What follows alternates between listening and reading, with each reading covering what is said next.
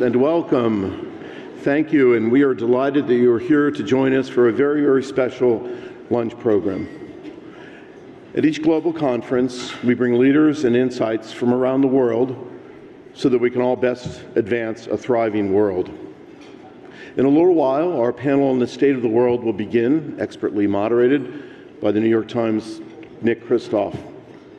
But first, we are honored to welcome to our stage the President of Argentina, Javier Milei. Round of applause for that. It sounds like I've already, you already are pre-sold, but I will tell you that President Milei is an economist, a libertarian, and a specialist in economic growth. Only 2 years after he entered politics, he was elected President of Argentina, receiving more than 14 million votes, the highest number for any presidential candidate in Argentine history. President Milei took office amid an annual inflation rate of more than 200%, with 41% of Argentines living below the poverty line. In his brief tenure so far, President Milei has spearheaded an ambitious plan for fiscal reform and the elimination of unproductive regulations. He's also helped stabilize the foreign exchange rate. His policies have sparked a decline in the monthly rate of inflation, and in the first quarter of this year, Argentina achieved a financial surplus, the first time in 16 years. I know all of us wish President Milei continuing success in his work to bring growth and opportunity to the fantastic people of Argentina. For those who wish to hear President Milei's remarks translated into English, you will find headsets there on your table, and I encourage you to find them and prepare them now. Señor Presidente, we thank you once again for joining us and look forward to your remarks. And on behalf of all of us, vamos, vamos, Argentina. Please join me in welcoming President Javier Milei.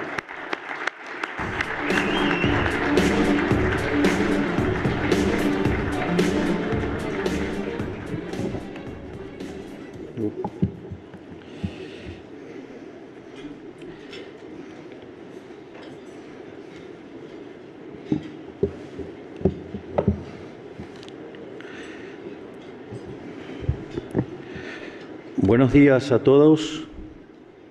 Quiero comenzar por agradecer al Milken Institute, a todos los involucrados en la organización de este evento y personalmente a Michael Milken por hacer este encuentro posible. El Instituto Milken ha sido durante décadas una de las pocas organizaciones de inserción internacional que se ha mantenido incólume defendiendo los verdaderos principios del capitalismo y las ideas de la libertad, algo lamentablemente escaso en el mundo de hoy. Hace algunos meses me paré frente al mundo en el Foro Económico de Davos y les transmití una profunda preocupación por el camino que Occidente ha tomado en los últimos años. Lo que dije en aquella presentación, que aparentemente fue muy comentada, es que Occidente está en peligro. Está en peligro porque sus líderes hace tiempo se alejaron de las ideas de la libertad, ideas que hicieron de Occidente la hazaña civilizatoria más importante de la historia de la humanidad. Y en vez de defender las ideas que generaron la prosperidad de la que todos aquí gozan, escuchan cantos de sirena que conducen inexorablemente al socialismo y, en consecuencia, a la pobreza. Les dije que lo sé a ciencia cierta, porque vengo de Argentina, donde todo esto tristemente ya ocurrió a lo largo de los últimos 100 años. En algún sentido, los argentinos somos profetas de un futuro apocalíptico que ya hemos vivido. Todas estas discusiones de hoy, basadas en supuestos deseos bienpensantes de querer ayudar al prójimo, basada en una idea errónea acerca de la naturaleza y la función del Estado, sostenidas por teorías económicas que han sido largamente refutadas por los datos y la evidencia empírica, nosotros los argentinos las vivimos hace 100 años y lamentablemente aplicar esas ideas nos han llevado a la ruina. El resultado ya todos lo conocen, de tener el PBI per cápita más alto del mundo a tener un país donde el 60% de la población es pobre y más del 15% es indigente. Si bien la Argentina debe ser tal vez el caso más paradigmático de la historia del mundo occidental del fracaso de las ideas colectivistas, no es la excepción, sino la regla. Siempre que se ha intentado el socialismo ha sido un fracaso en lo económico, un fracaso en lo social, un fracaso en lo cultural y además, como es una filosofía que va en contra de la naturaleza humana, no han tenido otro mecanismo para implementarlo que asesinar a 150 millones de seres humanos. Pero hoy no vengo aquí a la meca del capitalismo a hacer una crítica al socialismo, sino que vengo a hacer una defensa del capitalismo frente a ustedes, que son los verdaderos héroes de la historia del progreso occidental. Si bien hoy está sujeto a una crítica corriente, defender el modelo de la libertad realmente no es difícil, porque la relación directa entre la aplicación del capitalismo de libre mercado y la explosión de prosperidad que la humanidad ha vivido en los últimos 250 años, es muy fácil de demostrar. Si uno mira un gráfico de la evolución del PBI per cápita a lo largo de la historia de la humanidad, uno estaría viendo un gráfico con la forma de un palo de hockey, una función que se mantuvo constante durante casi el 90% del tiempo y se dispara exponencialmente a partir del siglo XIX. O sea que desde el año 0 hasta el año 1800 aproximadamente, el PBI per cápita del mundo prácticamente se mantuvo constante. Pero a partir del siglo XIX y a raíz de la revolución industrial, el PBI per cápita no solo aumentó, sino que lo hizo de forma exponencial. Es más, en los últimos 150 años se multiplicó por 15 y generando una explosión de riqueza que sacó de la pobreza al 90% de la población del mundo, llegando al punto de que para el año 2020 solo el 5% de la población global vivía en la pobreza extrema. Lejos de ser la causa de nuestros problemas, el capitalismo de libre empresa como sistema económico es la mejor herramienta que como especie hemos conocido para terminar con el hambre, la pobreza y la indigencia a lo largo y a lo ancho de todo el planeta. Pero si bien el éxito del capitalismo es fácil de demostrar, lo que no es tan accesible para muchos es el contrafáctico. ¿A dónde conduce la adopción sistemática de un modelo colectivista, incluso dentro de las reglas laxas del capitalismo? Como dije antes, tal vez el mejor ejemplo sea el ejemplo argentino. Nuestra historia entera es un testimonio de lo que puede ocurrir cuando se abandona el modelo de la libertad y se lo reemplaza por experimentos colectivistas. Cuando la Argentina sancionó y comenzó a aplicar su primera constitución liberal, allá por el año 1860, tardamos solo 35 años en convertirnos en una potencia mundial. Pasamos a ser de un país de bárbaros a ser el primero de la historia humana en erradicar el analfabetismo, con un Producto Bruto Interno total superior a la suma de Brasil, México, Paraguay y Perú. Teníamos más tendidos de vía de tren que la suma de todos los países de Latinoamérica. Éramos comparados con Alemania, con Estados Unidos y con Inglaterra. Y gente de todos los confines del mundo se escapaba de naciones que hoy envidiamos y cruzaron el océano para buscar una oportunidad en nuestras tierras. Un capataz podía aspirar a que su hijo fuera productor, un obrero a que su hijo fuera constructor, un trabajador analfabeto a que su hijo tuviera estudios y pudiera tener un trabajo calificado. Se trató de una explosión de actividad comercial productiva, de formación humana, demográfica y cultural, con escaso parangón en la historia de la humanidad. Pero en el pico de este proceso, bajo la premisa bien pensante de querer distribuir entre todos la riqueza producida, la dirigencia argentina comenzó a aplicar la mal llamada doctrina de la justicia social, que concibe que el Estado tiene que hacerse cargo de las infinitas necesidades de la gente. Una teoría que se pelea con la realidad porque, nos guste o no, las demandas son infinitas, pero los recursos siempre son finitos. Producto de esta forma de entender la relación entre el Estado y la economía, se aumentó el gasto público de manera brutal. Para financiar esa expansión del gasto, primero asfixiaron a los argentinos con impuestos. Cuando estos no alcanzaron, empezaron a quemar stock de reservas acumulados en nuestros años dorados. Cuando esto no alcanzó, empezaron a tomar deuda. Y cuando ya nadie nos quería prestar porque nos habíamos convertido en el máximo defolteador serial, comenzaron a imprimir dinero de manera ilimitada. Para que tengan dimensión de qué estamos hablando, desde 1949 la base monetaria en Estados Unidos se multiplicó 16 veces, mientras que en Argentina se multiplicó la astronómica cifra de 25.000 trillones de veces. No está mal el dato. Sí, es un número real.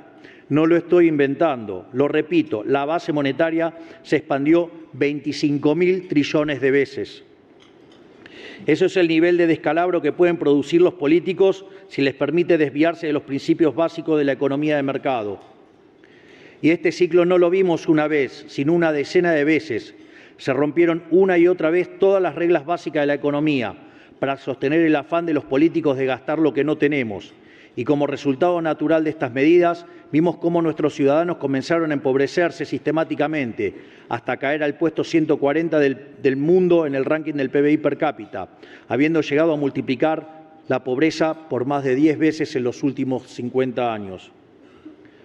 Por 100 años repetimos este patrón tóxico, amantanando experimentos colectivistas sobre experimentos colectivistas.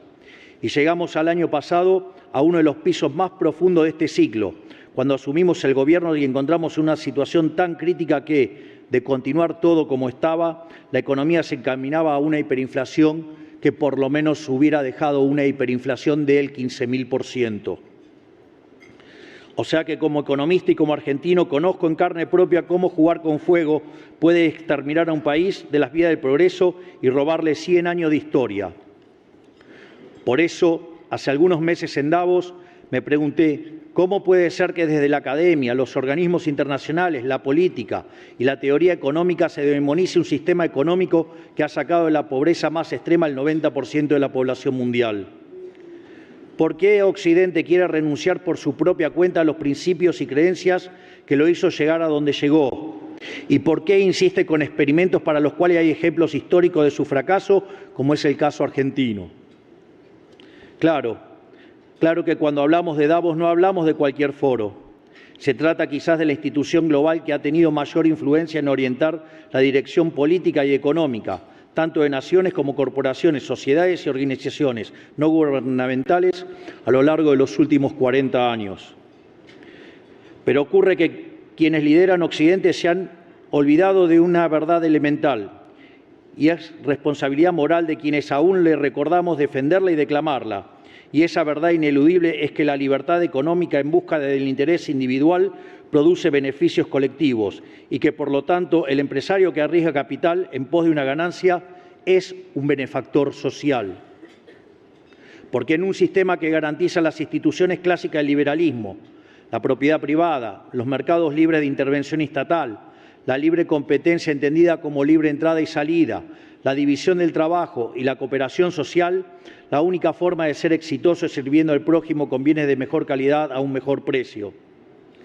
Sin embargo, quienes conducen las principales naciones y organizaciones de Occidente no dan suficiente crédito a esta idea y miran la economía desde un marco teórico que cree que el mercado es imperfecto, que produce fallos y que requiere de la intervención estatal para perfeccionarlo. El problema de esta concepción es que justifica intervenciones que traen más problemas que beneficios y atentan contra el crecimiento económico, porque no solo no resuelven el problema que pretendían resolver, sino que obstruyen lo que Hayek llamaba el proceso de descubrimiento. El mercado, presuponiendo la libre competencia y un sistema de precios libres con señales claras, constituye un mecanismo de extracción y transmisión de información en el que a mayor libertad, mejor funcionamiento. O sea que el mercado libre es un proceso de descubrimiento en el cual el capitalista encuentra sobre la marcha el rumbo correcto en la búsqueda constante del beneficio que se traduce en ofrecer bienes de mejor calidad a un mejor precio.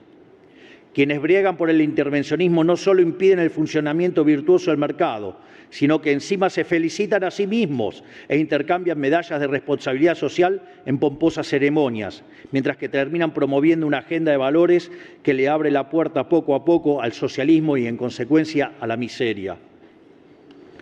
Esta forma de entender los mercados es también la que detrás de un fenómeno que ya ha trascendido la moda y se ha vuelto un mandato en la cultura occidental, a la cual me quiero tomar un momento para comentar.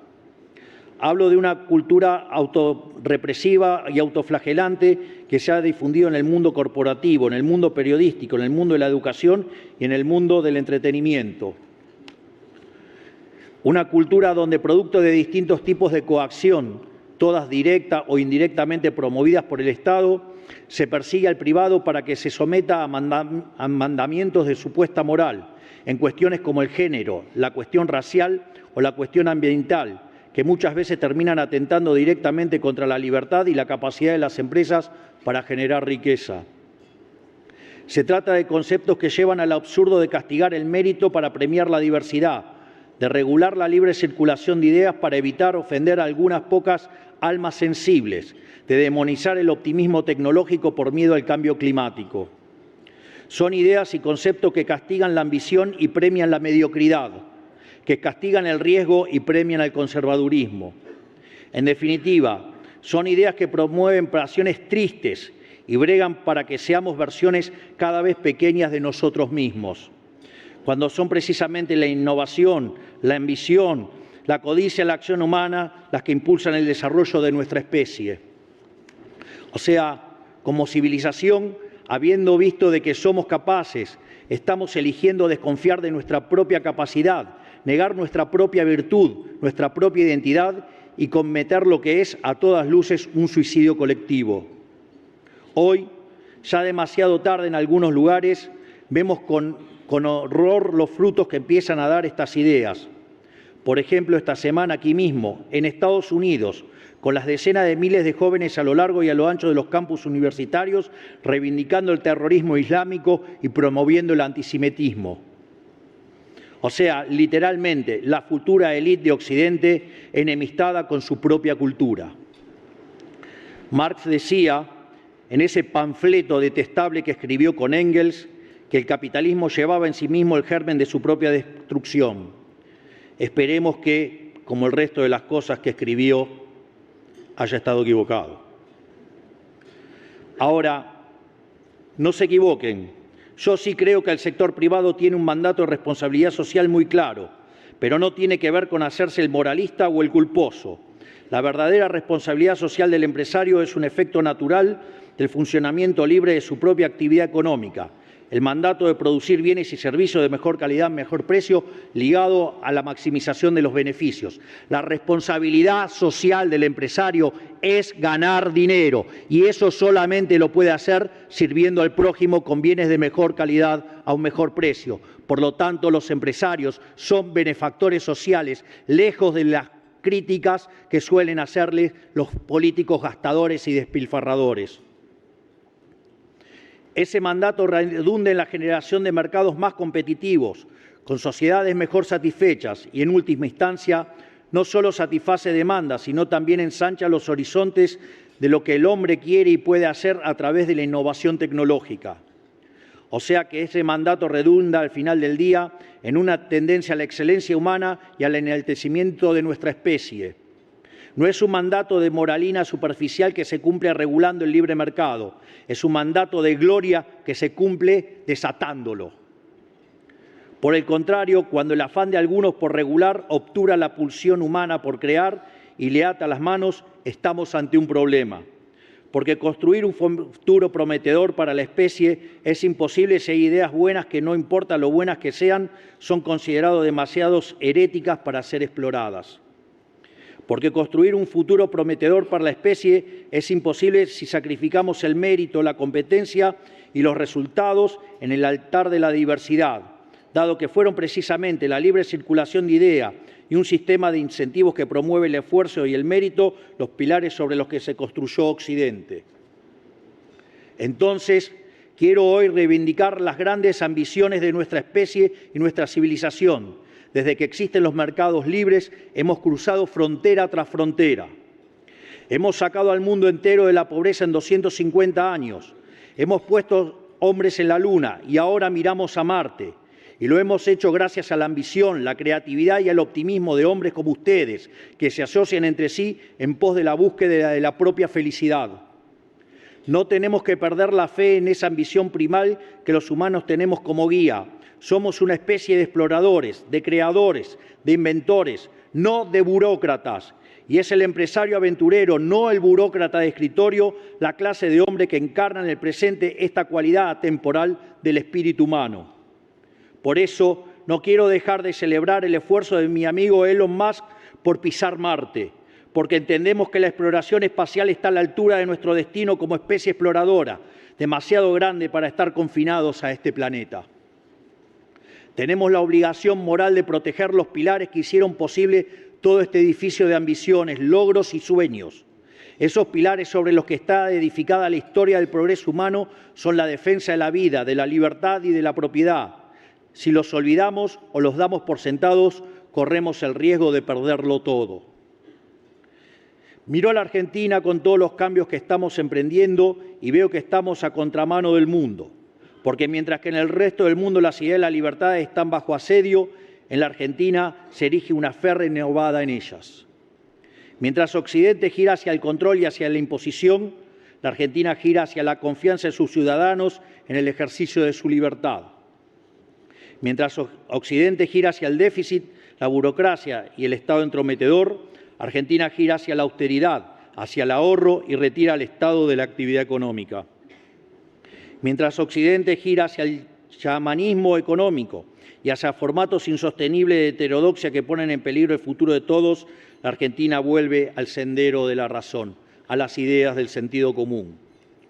Y lo hace con amplio apoyo en todos los estratos de la sociedad, porque después de décadas de recesión en Argentina, el consenso procapitalista es transversal a la sociedad. Por eso estamos pudiendo hacer el ajuste del Estado más rápido y más grande de la historia de la humanidad, sin perder un solo apoyo en el camino. Esto es porque la sociedad entendió que vale la pena hacer el esfuerzo que requiere dar un cambio de rumbo. El modelo del Estado grande es una cárcel y la sociedad argentina lo entendió.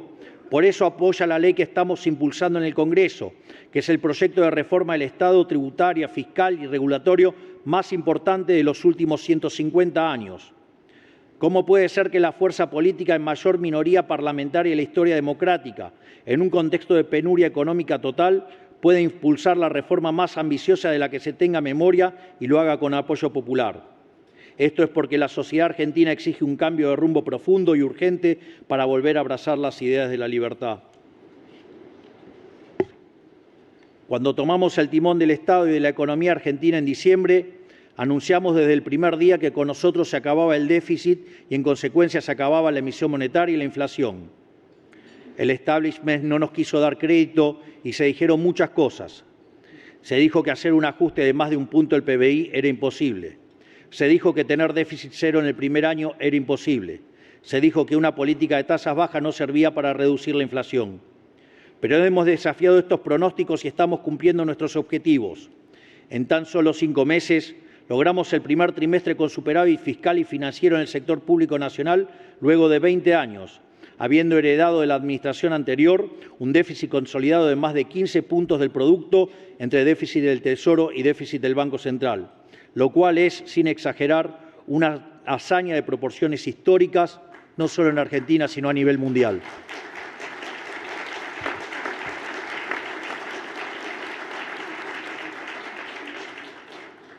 Bajamos drásticamente el gasto público, reduciendo en un 76% las transferencias discrecionales a los estados provinciales. Ajustamos en un 87% la obra pública. Eliminamos el 50% de los cargos políticos, cerrando organismos innecesarios y eliminando, sobre todas las cosas, la pauta publicitaria, motivo por el cual escucharán hablar a un grupejo de periodistas hablar peste de nuestro gobierno, básicamente porque le tocamos el órgano más sensible del cuerpo, el bolsillo. Frenamos en seco el financiamiento del Tesoro con emisión monetaria y producto del ancla fiscal y monetaria, la inflación empezó a bajar y sigue bajando semana a semana desde hace 4 meses. En simultáneo, llevamos adelante una política de baja sistemática de tasas sin que el tipo de cambio ni la inflación se dispare, lo cual todo el establishment juraba que era imposible.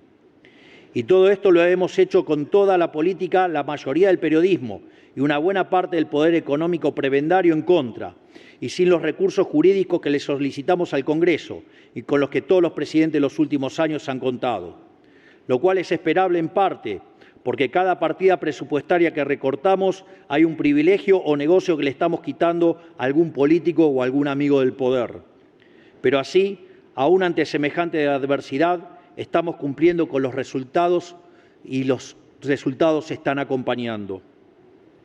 Todavía queda mucho trabajo por delante, pero tenemos un rumbo en el cual la mayoría de los argentinos confían y un plan para lograrlo. Tenemos por norte achicar el Estado para agrandar a la sociedad, teniendo un gasto público consolidado del 25% del PBI, 10 puntos menos que el de los Estados Unidos y la mitad del de Francia para tener punto de comparación.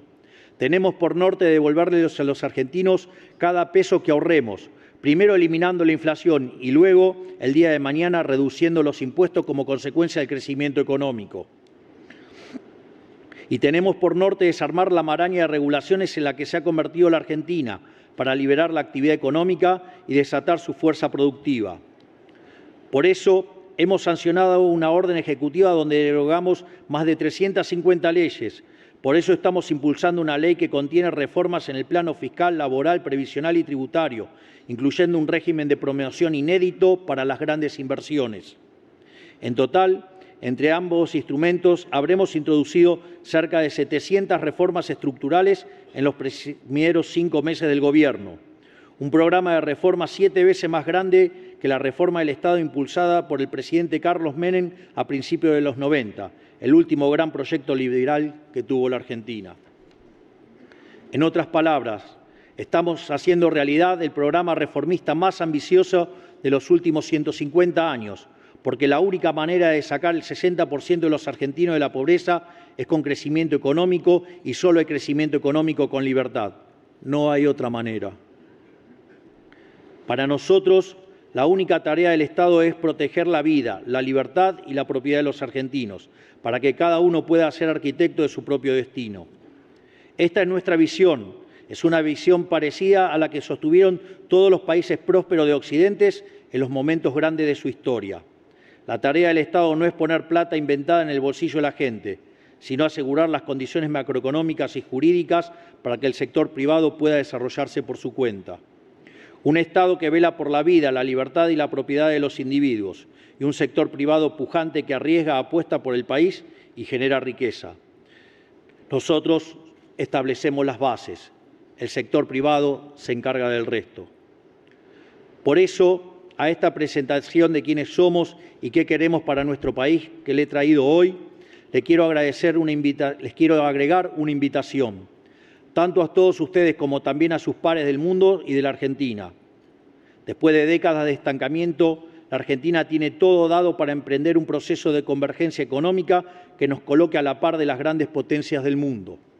La convergencia económica se da cuando los países que tienen menores ingresos per cápita crecen más rápido que los desarrollados hasta el momento en que logran alcanzarlos. ¿Por qué? Porque somos desde hace décadas una olla a presión, hirviendo con la tapa cerrada. Lo único que hay que hacer es destaparla y reanudar lo que Hayek llamaba la tarea del mercado como proceso de descubrimiento. Para nosotros, reanudar ese proceso de descubrimiento va a generar un salto de crecimiento brutal, porque las posibilidades de crecimiento tienden a ser mayores cuanto más extensas sean las capacidades subutilizadas de un país. Desde este punto de vista, si en un país la utilización efectiva de sus recursos fue impedida durante décadas y de un día para el otro se normaliza, lo lógico es esperar tasas de crecimiento enormes, proporcionales a todo lo que hay por explotar. Por eso, la baja capitalización de la economía, fruto de 20 años de un populismo empecinado en destruir el capital, va a generar oportunidades de inversión enormes para aquellos que apuesten por el país. Por lo tanto, Argentina no solo podría mostrar altas tasas de crecimiento como consecuencia de las oportunidades por descubrir dado su bajo nivel de desarrollo, sino que además, ante la brutal destrucción de capital ocurrida en el pasado, eso daría un enorme retorno con solo poner en marcha las ideas y proyectos ya descubiertos, pero entorpecidos por capas de regulación innecesaria. Así, mediante la recomposición del ahorro fiscal, una drástica reducción de la carga tributaria y afianzando el respeto por los derechos de propiedad, haremos que alcanzar el desarrollo deje de ser un sueño para volverse una realidad. Hoy estoy acá para decirles que Argentina está preparada para ese enorme desafío. Estoy convencido, sin la más mínima duda, que Argentina tiene todas las condiciones para ser la nueva Meca de Occidente. Es un país seguro, alejado de cualquier frontera conflictiva, en un mundo que cada día se aleja más de la paz. Es un país abierto a entablar relaciones comerciales con todo el mundo, que es además la mayor garantía posible para perpetuar la colaboración y alejarse de la guerra. Tenemos ventajas comparativas en donde elijamos mirar. Tenemos la tierra más fértil del mundo, Fuimos revolucionarios en la siembra directa y como uno de los sectores agroindustriales más desarrollados del mundo. Tenemos una cordillera rica en litio, plata, oro y cobre, minerales que la economía global necesita y que por negligencia, falta de inversión y falta de emisión nos hemos resistido a explotar. Tenemos un mar abundante en recursos vitícolas. Tenemos una conexión directa con la próxima frontera humana, que es la Antártida. Y tenemos una concentración de diversidad geográfica y ecológica de la cual solo 2 o 3 países del mundo podemos hacer alarde, con montañas, con desiertos, con glaciar, con bosque, con selva, con playa, con altiplano, con lagos, esteros, estepas y vastas llanuras que se pierden en el horizonte. Y tenemos también la ventaja comparativa más importante de todas: capital humano de primera categoría, recursos formados en universidades locales que son líderes de la región, el país con más premios Nobel de Latinoamérica y al mismo tiempo el país con más unicornios per cápita de la región. Y esto no es menor, ya que se trata de ciudadanos entrenados al calor de una vida entera de volatilidad económica. ¿Cómo va a haber otro pueblo mejor preparado que el argentino si el argentino nunca le quedó más alternativa que vivir escapándose al asedio del Estado para poder vivir en paz? Y hoy, por primera vez en 150 años y a contramano del mundo, cada vez más libre, la Argentina se convierte día a día en un país que es cada día más libre. Por primera vez en 150 años estamos generando las condiciones para convertir todos los dones que Dios nos dio en una promesa de prosperidad. La tarea del capitalista es descubrir, la tarea de la humanidad misma es descubrir, y son las naciones como la nuestra que nacen de ese espíritu de descubrimiento lo que mejor la encarnan. No es casualidad que las economías más dinámicas de Occidente en los últimos 100 años haya sido la economía americana, con Estados Unidos a la cabeza. No es casualidad que el foro de los burócratas se realice en Europa y el foro de los descubridores se realice acá en Estados Unidos. Digamos, tenemos espíritus distintos. La Argentina hoy sigue siendo un país, una nación, un pueblo ávido por descubrir y ser descubierto, como lo fuimos a fines del siglo XIX. Y estamos listos, ya comenzamos la carrera para emprender un salto cuántico en materia de producción y desarrollo. La ventana de oportunidades para nuestra nueva fiebre del oro no será eterna, es hoy, es ahora. Por eso les digo también a los empresarios argentinos, no se duerman en sus laureles, porque encontrarán que hay actores de afuera con más capital y mayor capacidad de asumir riesgo, dispuestos a hacer las inversiones que el país necesita.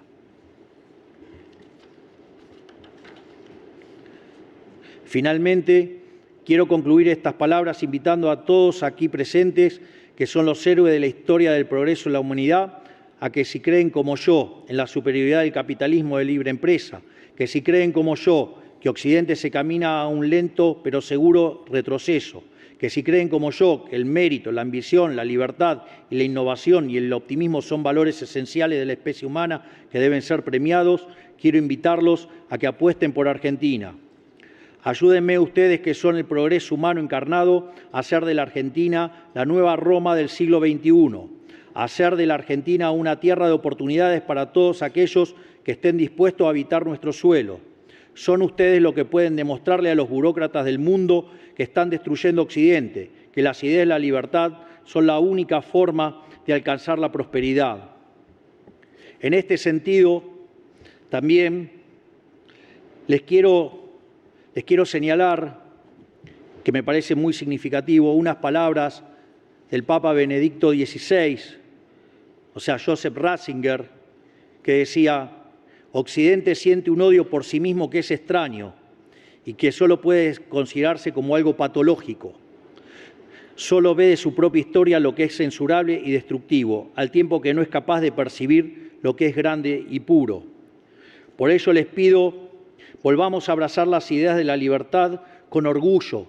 Estemos orgullosos de ser emprendedores, orgullosos de ser empresarios, digamos, porque son los verdaderos benefactores sociales, son los que crean riqueza, son los que han sacado el mundo de la miseria. Por lo tanto, digamos, le pido que además nos acompañen a los argentinos para este renacer de Occidente. Finalmente, quiero darles las gracias a todos, que Dios bendiga a los argentinos, que la fuerza del cielo nos acompañen y como no podía ser de otra manera. ¡Viva la libertad, carajo!